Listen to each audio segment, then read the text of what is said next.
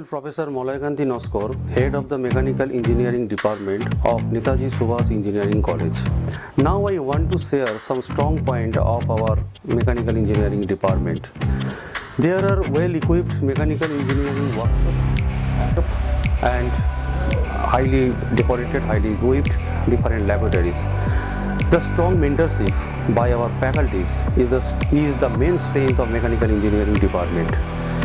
Through mentorship, we always try to identify the weaker student and we always try to provide them extra care by which they get the proper success in future. The department offers several value addition training which are designed to bridge the gap between the academia and industry.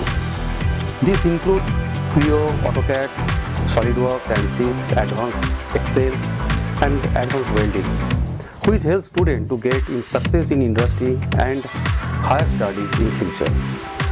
This department organizes soft skill training for the student to improve their communication skill. The department also organizes mathematical aptitude training from 2nd semester to 8th semester, which helps students to improve their employability. Department also organizes the coding class, which helps students to get job in IT sectors. As an outcome, placement of Mechanical Engineering Department is increasing day by day.